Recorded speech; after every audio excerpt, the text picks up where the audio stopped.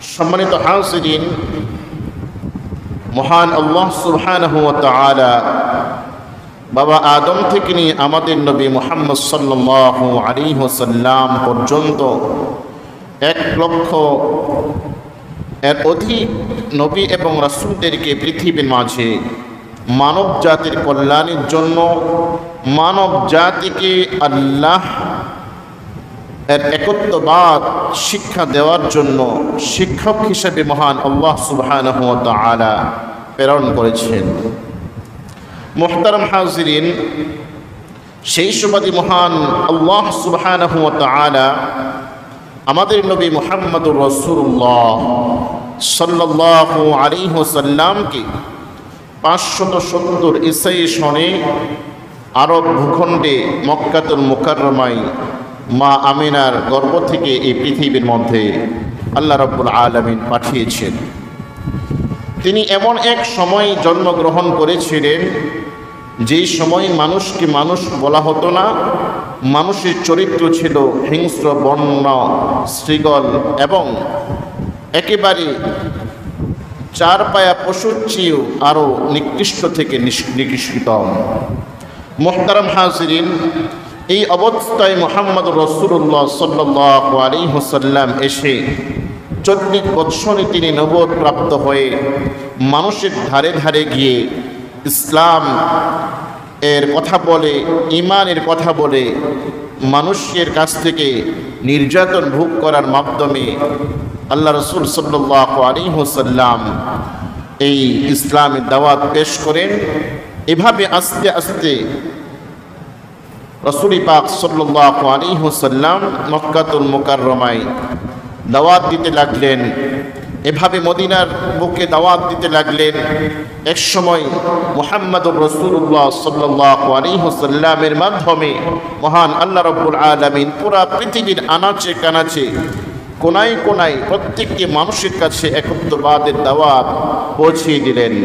এবং তার সাথে যারা সাহাবায়ে কেরাম ছিল, তারা অক্লান্ত পরিশ্রম করে নিজের জানকে বাজি রেখে পুরা পৃথিবীর বিভিন্ন জায়গায় তারা হিজরত করে ইসলামের দাওয়াত সমস্ত মানুষের কাছে পৌঁছে দিলেন। মুহতারাম হাজিরিন, রাসূল পাক সাল্লাল্লাহু আলাইহি ওয়াসাল্লাম 63 বছর বয়সে তিনি এই পৃথিবীর ছেড়ে তিনি চলে যান। রাসূল পাক সাল্লাল্লাহু আলাইহি ওয়াসাল্লাম এই পৃথিবী ছেড়ে যাওয়ার পূর্বে সাহাবায়ে কেরামকে উদ্দেশ্য করে, উম্মতে মুহাম্মাদীদেরকে উদ্দেশ্য করে একটি হাদিস তিনি বর্ণনা করেন। قال النبي صلى الله عليه وسلم تركت فيكم أمرين لن تضلوا ما تمسكتم بهما كتاب الله وسنتي। আমি বিশ্বনবী জনাবে মুহাম্মদ সাল্লাল্লাহু আলাইহি ওয়াসাল্লাম চলে যাব, তবে তোমাদের কাছে দুটি জিনিস রেখে যাচ্ছি। আমি চলে যাওয়ার পরও তোমরা যদি এই দুটি জিনিসের অনুসরণ করো, তাহলে তোমরা এই পৃথিবীর বুকে সম্মানের সাথে, ইজ্জতের সাথে ইসলামের উপর অটল থাকতে পারবে। তারাকতু ফীকুম আমরাইন লাম তাদিল্লু মা তামাসসাকতুম বিহিমা কিতাবাল্লাহ ওয়া সুন্নতি। সেই দুটি জিনিসের নাম, একটি হচ্ছে আল কুরআনুল কারীম, দ্বিতীয়টির নাম হচ্ছে মুহাম্মদ সাল্লাল্লাহু আলাইহি ওয়াসাল্লামের সুন্নাহ।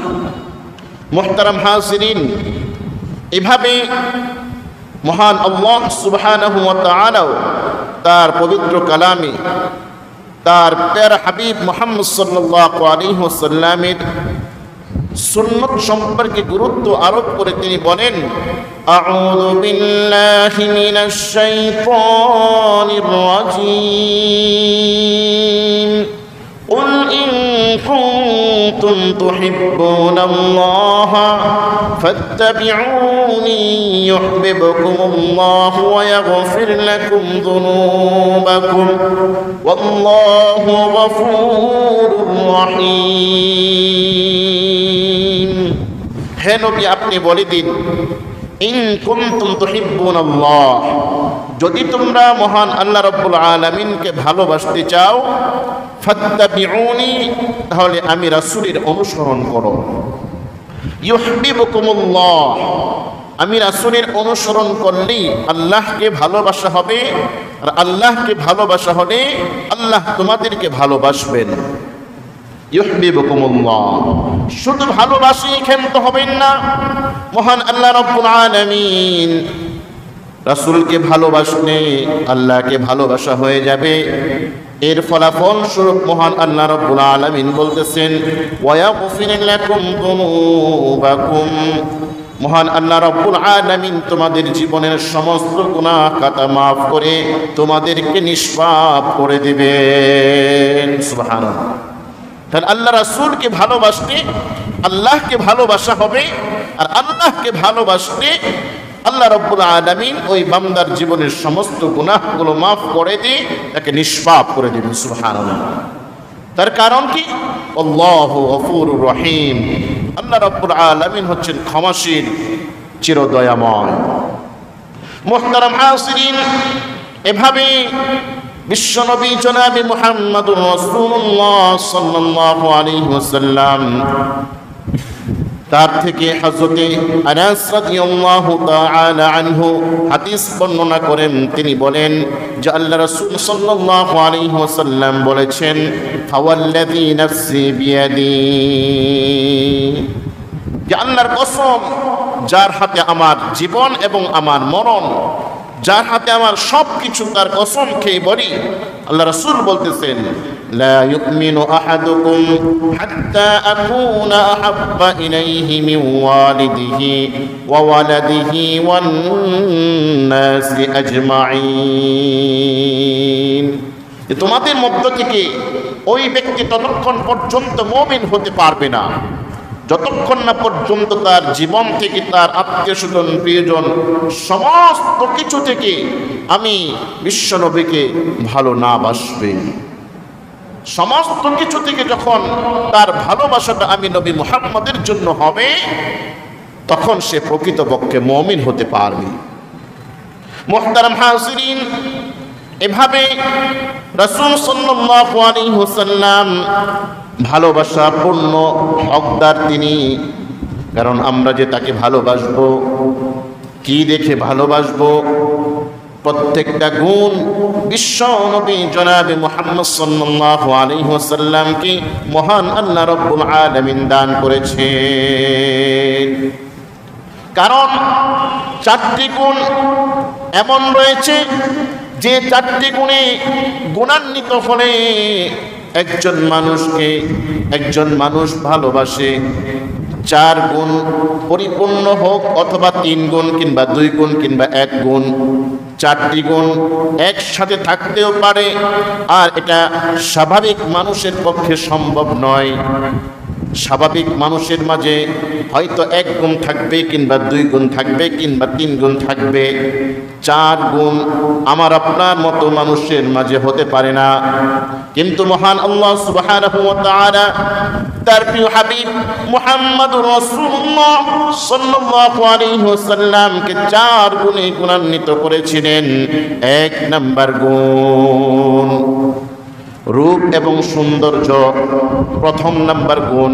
কারণ একজন মানুষকে ভালোবাসে তার রূপ কিংবা সৌন্দর্যের কারণে। দ্বিতীয় নাম্বার হচ্ছে উত্তম চরিত্রের অধিকারী। দ্বিতীয় নাম্বার গুণ, একজন মানুষের হতে পারে উত্তম চরিত্রের অধিকারী হতে হবে। 3 নাম্বার হচ্ছে সেই মানুষটা নিজ আত্মীয় স্বজনের হক পরিপূর্ণ করে, আত্মীয় স্বজনের খোঁজ খবর নেয়, আত্মীয় স্বজনের সাথে সুসম্পর্ক রাখে। 4 নাম্বার গুণ হচ্ছে দয়া বা অনুগ্রহ। একজন মানুষের দয়া থাকতে পারে কিংবা সাথে সাথে অনুগ্রহ থাকতে পারে। দয়া অনুগ্রহ যার মাঝে আছে সেটাকে অন্য মানুষ তাকে ভালোবাসে। মুহতারাম হাজিরিন, এই 4টি গুণ মহান আল্লাহ সুবহানাহু ওয়া তাআলা একসাথে আমাদের নবী মুহাম্মদুর রাসূলুল্লাহ সাল্লাল্লাহু আলাইহি ওয়াসাল্লামকে দান করেছিলেন। তাহলে প্রথম নাম্বার গুণ সেটা হচ্ছে রূপ বা সৌন্দর্য।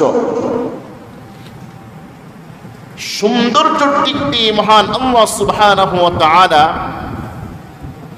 ফেরেশতা বলেন, মানব জাতি বলেন, জিন্নাত বলেন, সমস্ত মাখলুকাতের মধ্যে আল্লাহ রাব্বুল আলামিন মানব জাতিকে সবচেয়ে সুন্দর আকৃতি দান করে সৃষ্টি করেছেন।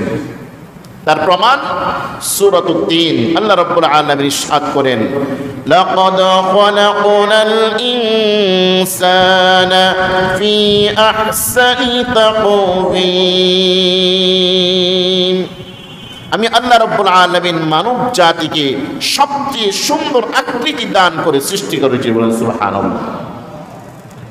তাহলে মানুষের মধ্যে আল্লাহ রাব্বুল আলামিন নবীদেরকে সবচেয়ে সুন্দর আকৃতি, রাসূলদেরকে সবচেয়ে সুন্দর আকৃতি দান করেছিলেন।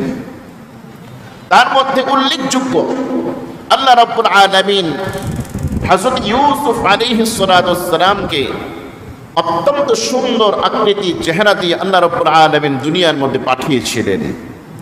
কিন্তু বন্ধুগণ, মহান আল্লাহ সুবহানাহু ওয়া তাআলা তার প্রিয় হাবিব বিশ্ব নবী জনাবে মুহাম্মদুর রাসূলুল্লাহ সাল্লাল্লাহু আলাইহি ওয়াসাল্লামকে এত সুন্দর আকৃতি দান করে, চেহারা মুবারক দান করে আল্লাহ রাব্বুল আলামিন দুনিয়ার মধ্যে পাঠিয়েছিলেন। এই সম্পর্কে হযরত জাবের বিন সামুরা রাদিয়াল্লাহু তাআলা আনহু তিনি বলেন, পূর্ণিমার রাত্রে একবার আমি চন্দ্রের দিকে তাকাই, একবার বিশ্বনবী জনাবে মুহাম্মদুর রাসূলুল্লাহ সাল্লাল্লাহু আলাইহি ওয়াসাল্লামের চেহারা মুবারক দিকে তাকাচ্ছি। আমি দ্বিধাদ্বন্দ্বে পড়ে গেলাম, নবীজির চেহারা সুন্দর নাকি চন্দ্রের সেই আলোময় সেই চন্দ্রটা সুন্দর। আমি দ্বিধাদ্বন্দ্বে পড়ে গেলাম। অবশেষে সমস্ত ভাবনাকে একত্রিত করে এই সিদ্ধান্তে উপনীত হলাম, ওই চন্দ্রের যে হাজার লক্ষ কোটি গুণ সৌন্দর্য দিয়ে মহান আল্লাহ রাব্বুল আলামিন আমার প্রাণের নবী বিশ্ব নবী জনাবে মুহাম্মদুর রাসূলুল্লাহ সাল্লাল্লাহু আলাইহি ওয়াসাল্লামের চেহারা মুবারককে আল্লাহ রাব্বুল আলামিন সৃষ্টি করেছেন। সুবহানাল্লাহ। এত সৌন্দর্য আল্লাহ রাব্বুল আলামিন প্যারা নবী প্রাণের নবী বিশ্ব নবী জনাবে মুহাম্মদুর রাসূলুল্লাহ সাল্লাল্লাহু আলাইহি ওয়াসাল্লামকে দান করেছেন। সুবহানাল্লাহ। শুধু কি তাই, আম্মা জান আয়েশা রাদিয়াল্লাহু তাআলা আনহা তিনি বলেন, আধার রাত্রি আমি শুই দিয়ে কাপড় সিলাচ্ছিলাম, রাসূল পাক সাল্লাল্লাহু আলাইহি ওয়াসাল্লাম ঘরের মধ্যে প্রবেশ করবেন। এই মুহূর্তে যে বাতিটা ছিল, আলো ছিল, ওই আলোটা নিভে যায় আর আমার কাছ থেকে সুইটাও হারিয়ে যায়। বিশ্বনবী জনাবে মুহাম্মদুর রাসূলুল্লাহ সাল্লাল্লাহু আলাইহি ওয়াসাল্লাম যখন ঘরের মধ্যে তাশরীফ আনলেন, রাসূল পাক সাল্লাল্লাহু আলাইহি ওয়াসাল্লামের চেহারা মুবারকের আলোর মাধ্যমে আমি আমার সুইটা পেয়ে গেলাম। সুবহানাল্লাহ। এভাবে আম্মা জান আয়েশা রাদিয়াল্লাহু তাআলা আনহা বলেন, আমার নবী মুহাম্মদুর রাসূলুল্লাহ সাল্লাল্লাহু আলাইহি ওয়াসাল্লামের চেহারার মধ্যে আল্লাহ রাব্বুল আলামিন এত সৌন্দর্য আল্লাহ রাব্বুল আলামিন দান করেছেন, একবার চাইলে ওই চোখের পলক ফেরাতে মন চায় না। আল্লাহ রাব্বুল আলামিন ইউসুফ আলাইহিস সালাতু ওয়াস সালামকে এত সৌন্দর্য দান করেছিলেন, যে সৌন্দর্য দেখে জুলাইখার বান্ধবীরা তার চেহারার উপর এত দর্শন করেছিলেন, চোখের পলক না ফেলে তাদের হাতে যে চাকু এবং ছুরি ছিল, ওই ছুরি দ্বারা তাদের অজান্তে তাদের আপেল না কেটে হাতগুলো কেটে ফেলেছিল।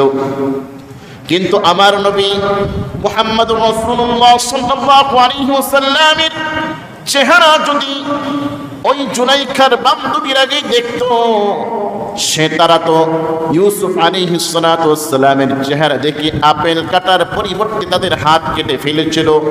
আমার নবী মুহাম্মদ সাল্লাল্লাহু আলাইহি ওয়াসাল্লামের চেহারা যদি তারা দেখতো, তারা হাত নয় আপেল নয়, তারা তাদের কলিজা পর্যন্ত কেটে ফেলে দিত। সুবহানাল্লাহ। মুহাম্মদ সাল্লাল্লাহু আলাইহি ওয়াসাল্লামের সৌন্দর্য, মাধুর্যতা, রূপ লাবণ্য আল্লাহ রাব্বুল আলামিন তার চেহারার মধ্যে এত এত দান করেছিলেন, যা মানুষ দেখে অটোমেটিকলি ইসলাম ধর্ম গ্রহণ করে নিত। সুবহানাল্লাহ। মুহতারাম হাজিরিন, জলিলুল কদর সাহাবী, বিশ্বকবি কবি হাসান বিন সাবিত রাদিয়াল্লাহু তাআলা আনহু চমৎকার ভাবে তিনি বলেন, ওয়া আহসানু মিনকা লাম তারা কাত্তু আইনি ওয়া আজমালু মিনকা লাম তালিদিন নিসা خلقت مبرأ من كل عيب كأنك قد خلقت كما تشاء।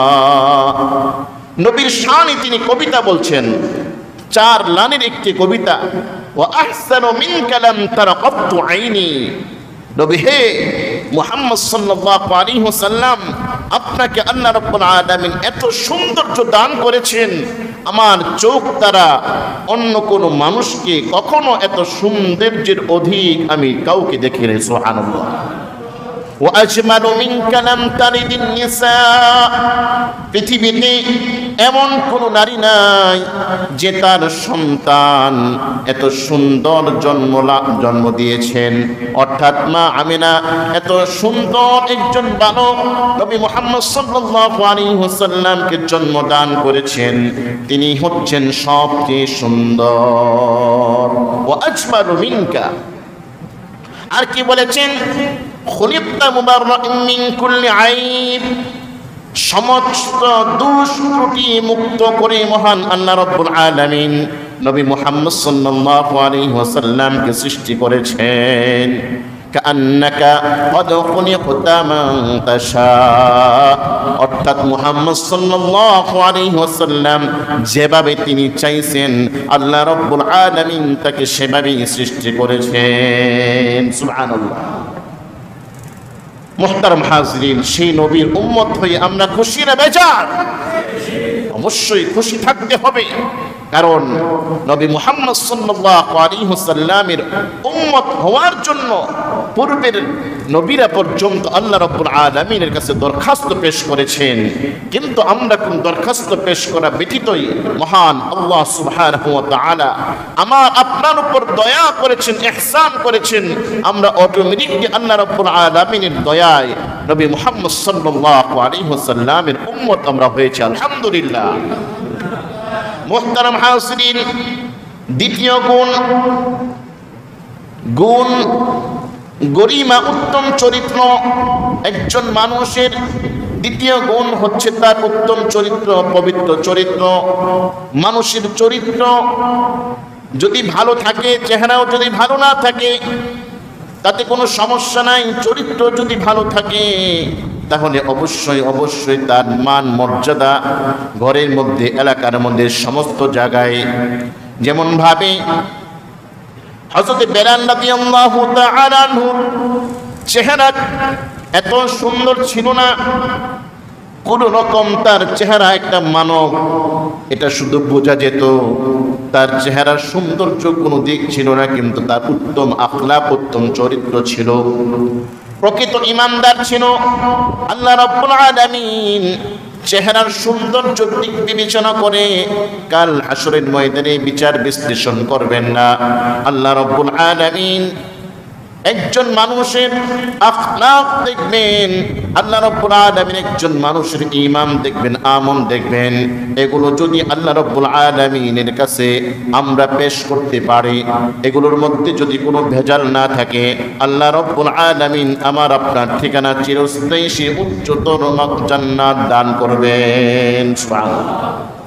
তাহলে দ্বিতীয় গুণ হচ্ছে উত্তম চরিত্র, উত্তম চরিত্র মুহাম্মদুর রাসূলুল্লাহ সাল্লাল্লাহু আলাইহি ওয়াসাল্লামকে আল্লাহ রাব্বুল আলামিন দান করেছিলেন এবং আল্লাহ রাব্বুল আলামিন নিজেই তার সার্টিফিকেট দিচ্ছেন, ওয়া ইন্নাকা লাআলা খুলুকিন আযীম।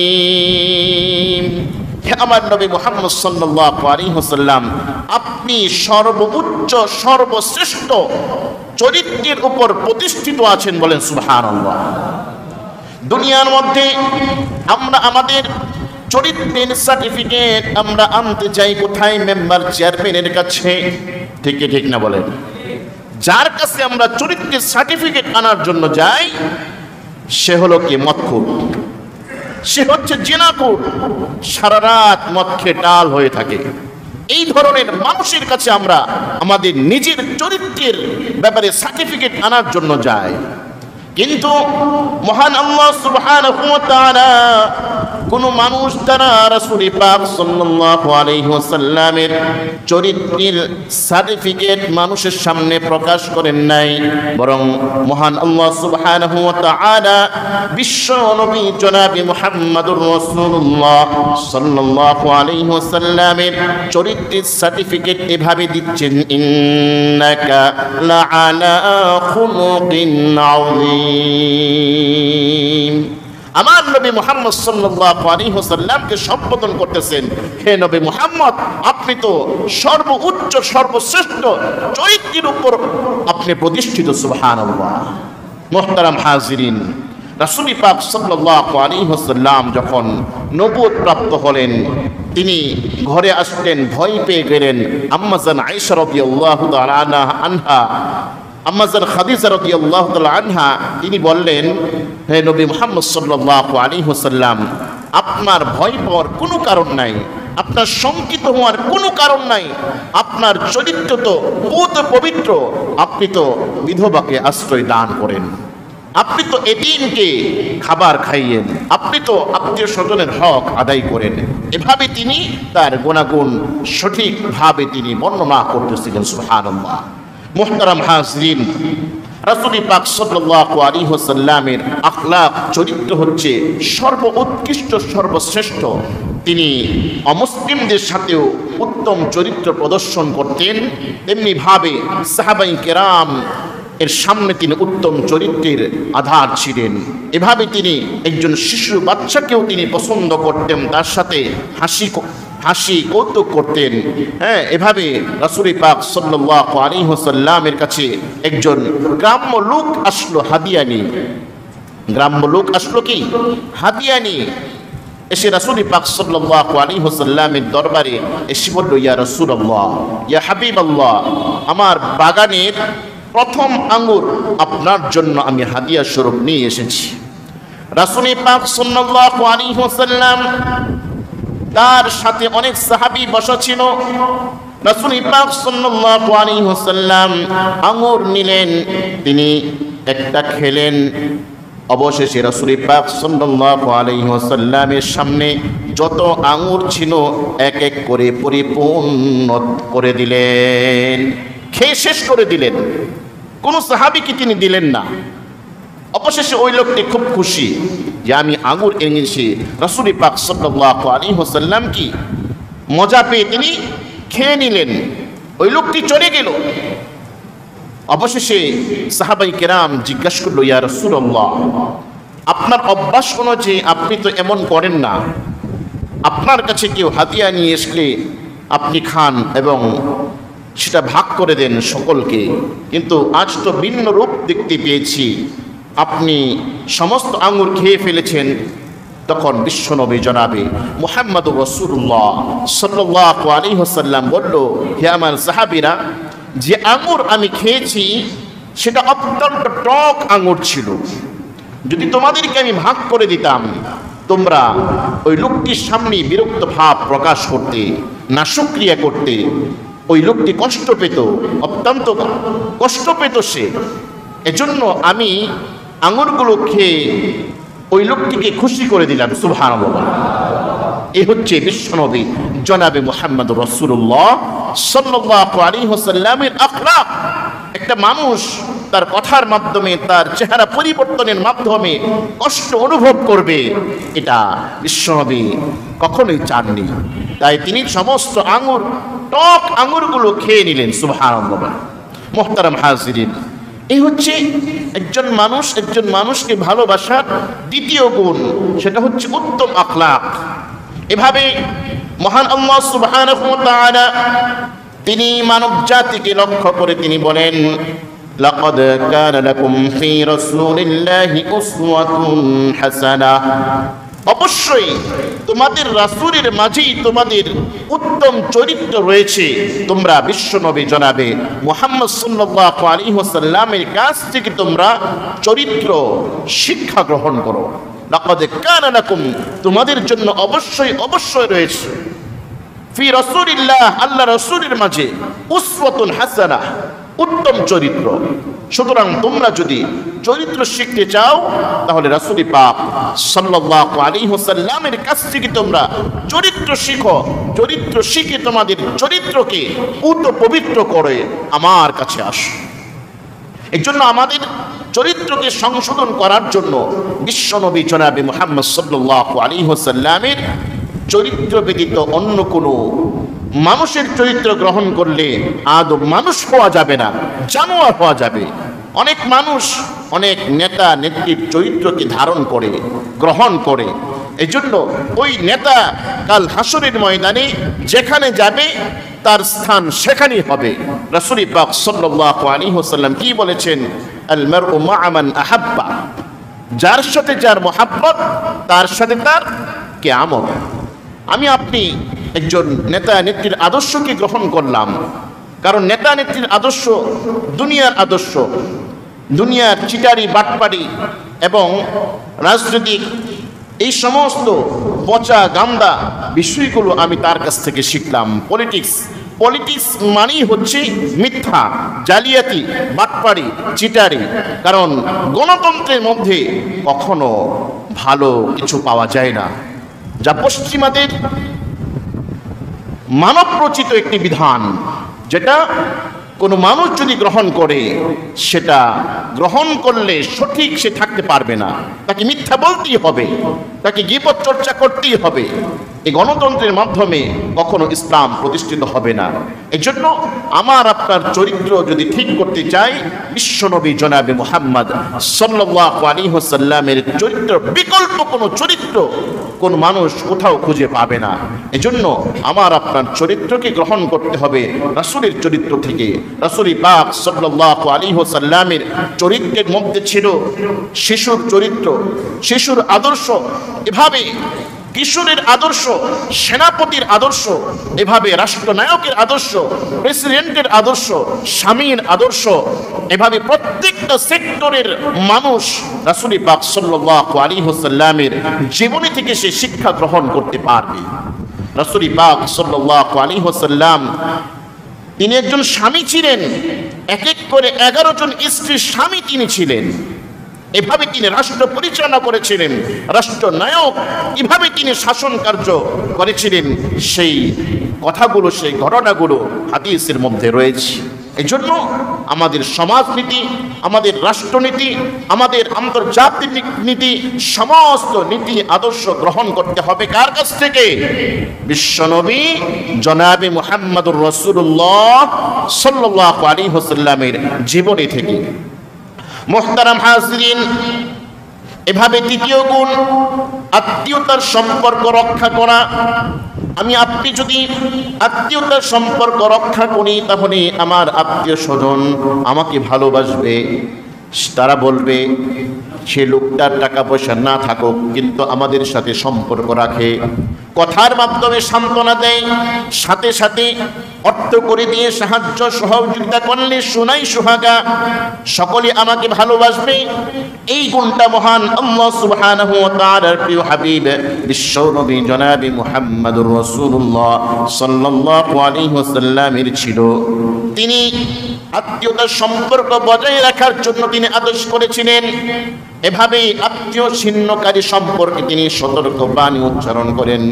হাদিসের মধ্যে বিশ্ব নবী জনাবে মুহাম্মদুর রাসূলুল্লাহ সাল্লাল্লাহু আলাইহি ওয়াসাল্লাম বলেন, তোমরা আত্মীয় স্বজনের সাথে সম্পর্ক জুড়ে রাখো। জেনে রাখো, আত্মীয় স্বজনের সাথে সম্পর্ক ছিন্ন করলে ওই ছিন্নকারী কখনো জান্নাতে যেতে পারবে না, জান্নাতের ঘ্রাণও সে পাবে না। এই জন্য মূল আত্মীয় যারা, তাদের সাথে সম্পর্ক জুড়ে রাখা, যা রাসূল পাক সাল্লাল্লাহু আলাইহি ওয়াসাল্লামের অন্যতম একটি চরিত্র, অন্যতম একটা গুণ ছিল। রাসূল পাক সাল্লাল্লাহু আলাইহি ওয়াসাল্লাম তো জন্মের পূর্বেই তার পিতাকে হারান।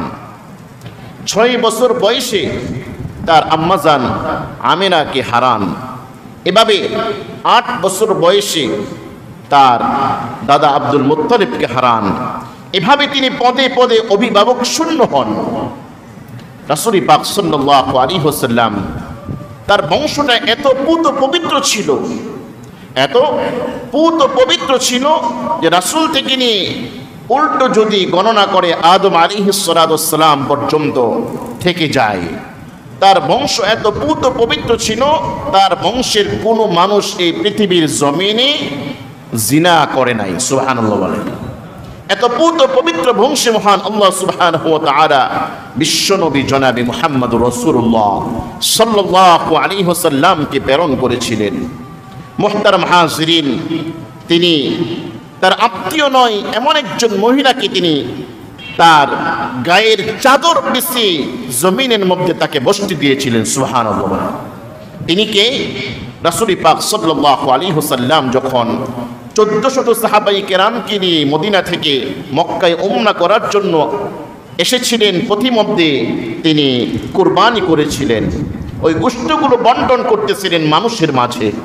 তখন তিনি এক বৃদ্ধাকে দেখলেন, দেখার সাথে সাথে তাকে অত্যন্ত সম্মান করলেন এবং লাইন ভেঙে ওই মহিলাকে আগে এনে তার চাদর বিছিয়ে বসতে দিলেন, তাকে পর্যাপ্ত পরিমাণ গোশত দিলেন, তার থেকে দোয়া নিলেন। সাহাবায়ে কেরাম জিজ্ঞাসা করলো, ইয়া রাসূলুল্লাহ, এই বৃদ্ধা মহিলা কে, তাকে এত সম্মান করলেন, আপনার গায়ের চাদর মুবারক জমিনের মধ্যে বিছিয়ে তাকে বসতে দিলেন? রাসূল পাক সাল্লাল্লাহু আলাইহি ওয়াসাল্লাম বলল, জন্মের পূর্বে আমার পিতার স্নেহ থেকে বঞ্চিত হয়েছি, 6 বছর বয়সে আমার মা ইন্তেকাল করেছে, এভাবে আমি অভিভাবক শূন্য। একমাত্র আমাকে লালন পালন করেছিল, আমাকে দুধ পান করেছিল এই বৃদ্ধা মহিলা হালিমাতুস সাদিয়া রাদিয়াল্লাহু তাআলা আনহা। সুবহানাল্লাহ। অথচ আমরা আমাদের নিজের মাকে এত সম্মান প্রদর্শন করি না, দেই না। এই জন্য মুহতারাম হাজিরিন, মুরব্বীদেরকে শ্রদ্ধা করা, সবচেয়ে বেশি সম্মান করা, এটা রাসূল পাক সাল্লাল্লাহু আলাইহি ওয়াসাল্লামের অন্যতম একটা আদর্শ। তাদের থেকে দোয়া না, তাদেরকে হাদিয়া দেওয়া, মুরব্বীদেরকে সব কিছু দেওয়ার পর তাদেরকে নগদ অর্থ করে দেওয়া। কারণ নিজ হাতে এবং নিজ পুট্টির মধ্যে যখন টাকা থাকে, নিজের একটা মনোবল শক্ত থাকে। কারণ নগদ অর্থের কাছে সকলেই কিন্তু একটা লোভ, একটা শান্তি সকলেই পায়, ঠিক কিনা বলেন? আপনার পকেটে যদি টাকা না থাকে, আপনার চেহারা থাকবে মলিন। দেখেন, আপনি ঘরের মধ্যে কোনো টাকা না থাকে, কোনো একদম শূন্য, আপনি মনোবল হারিয়ে ফেলবেন। এজন্য যারা বৃদ্ধ হয় তাদেরও কিছু অর্থ প্রয়োজন হয়, তাদেরকে সব কিছু করার পর নগদ কিছু অর্থ তাদেরকে দেয়া, সবসময় দিয়ে রাখা, মাসিক হোক সাপ্তাহিক হোক।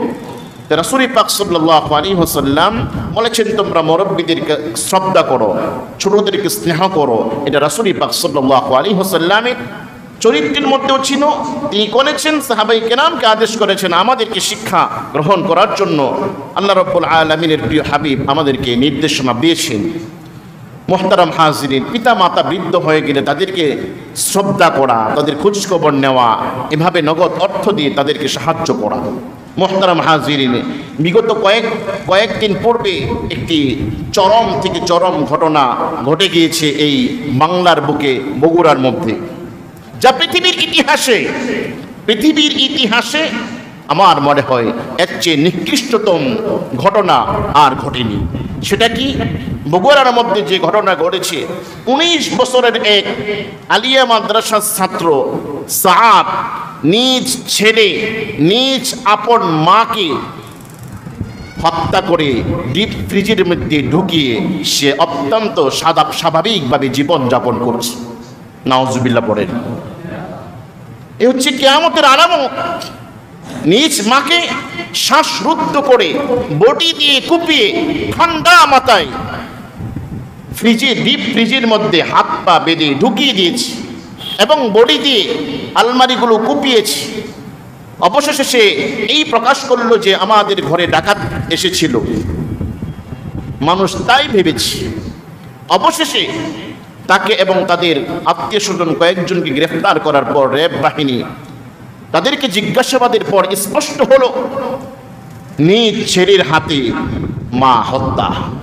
এটা এক পৃথিবীর মধ্যে নজিরবিহীন এক ঘটনা, যা বাংলার সেই বগুড়ার মধ্যে ঘটেছে।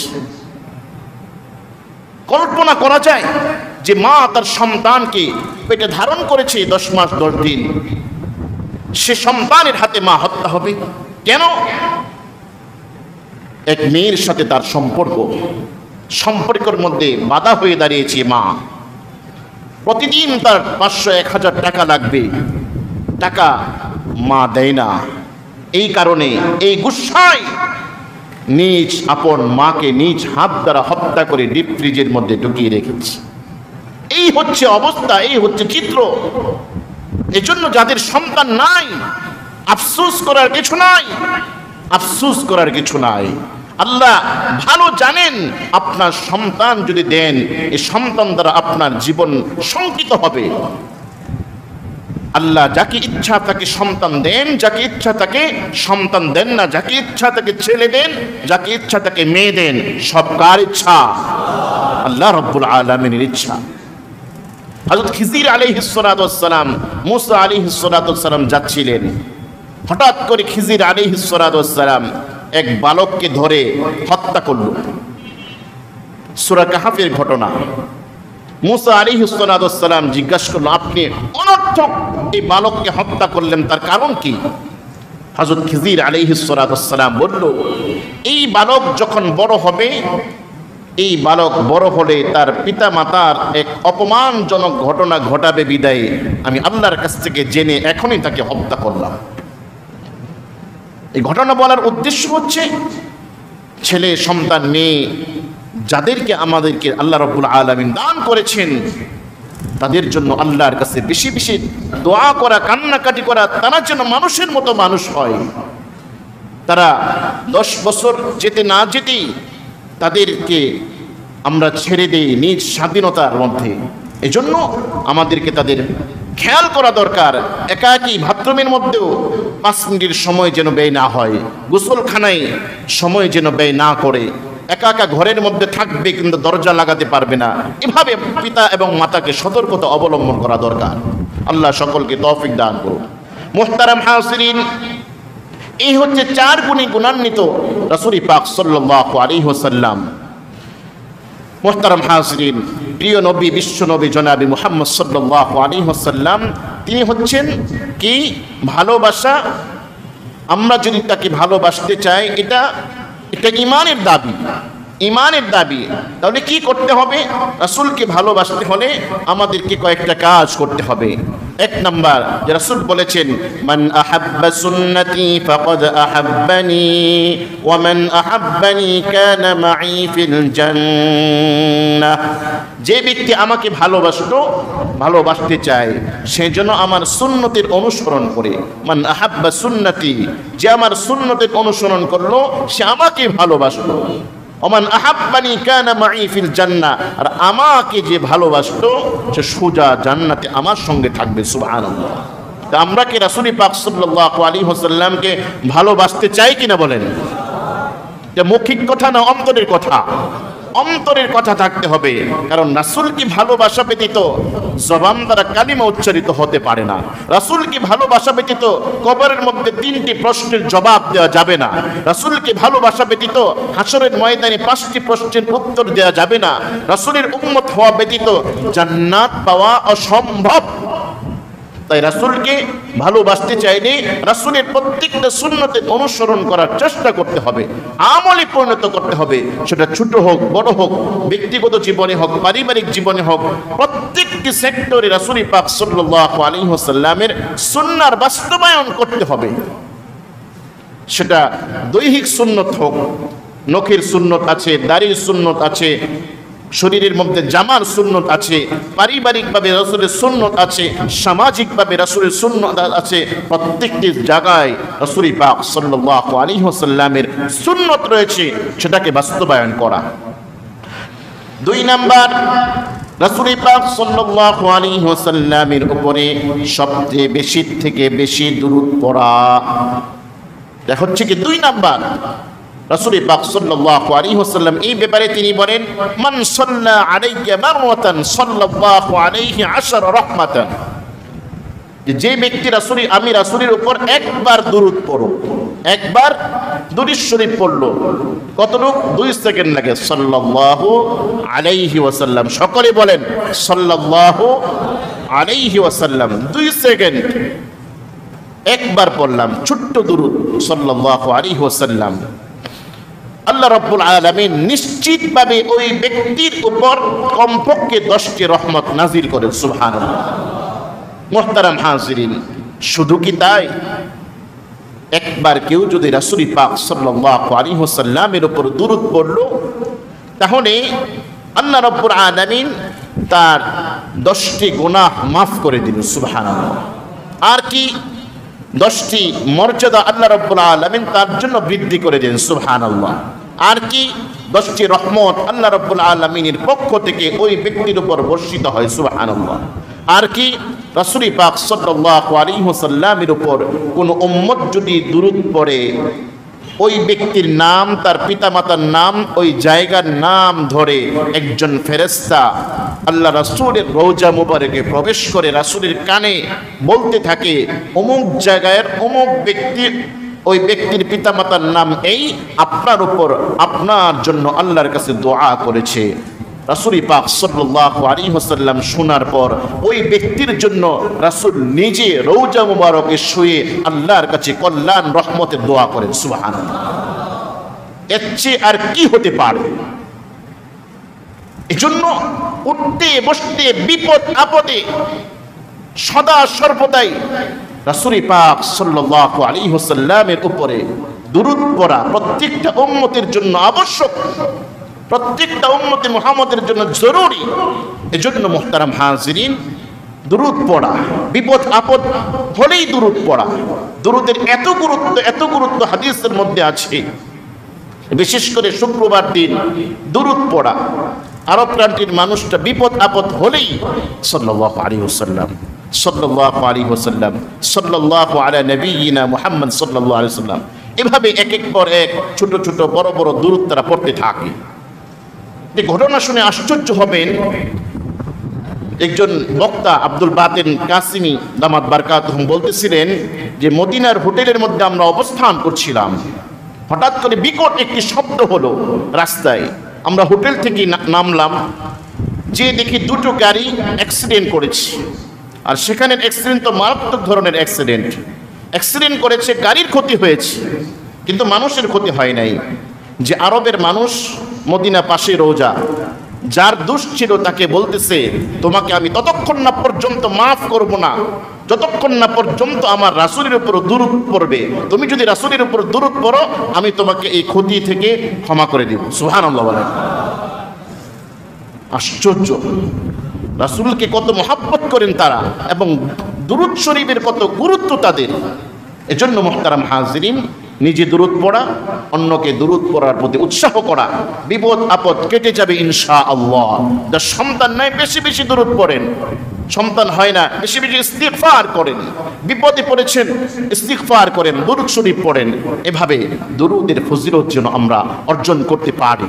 তাই আসুন আজকে যে গুরুত্বপূর্ণ বিষয়টি ছিল বিশ্বনবী জনাবে মুহাম্মদ সাল্লাল্লাহু আলাইহি ওয়াসাল্লামের ভালোবাসা ও সুন্নতের অনুসরণ করা।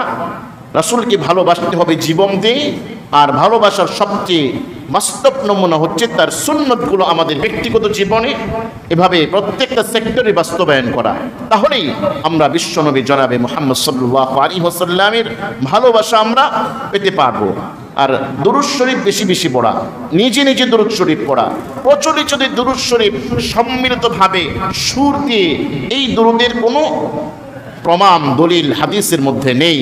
সুতরাং ওটা মানুষের বানানো সুর দিয়ে দুরূদ পড়া, কয়েকজন মিলে মিলাদ মাহফিল যেটাকে বলে, সেটা নয়। নিজে নিজে দুরূদ পড়া, একসাথে কয়েকজন মিলে সংক্ষিপ্তভাবে দুরূদ পড়ে দোয়া করা, সব কিছু করা যায়। আল্লাহ সুবহানাহু ওয়া তাআলা আমাকে, আপনাকে, আমাদের সকলকে বিশ্বনবী জনাবে মুহাম্মদ সাল্লাল্লাহু আলাইহি ওয়াসাল্লামকে আমাদের জীবন থেকে যেন আমরা ভালোবাসতে পারি এবং সুন্নাহগুলো আমাদের জীবনে বাস্তবায়ন করে রাসূলের সত্যিকার আশিক আমরা যেন দাবি করতে পারি। আল্লাহ সুবহানাহু ওয়া তাআলা আমাদের সকলকে তৌফিক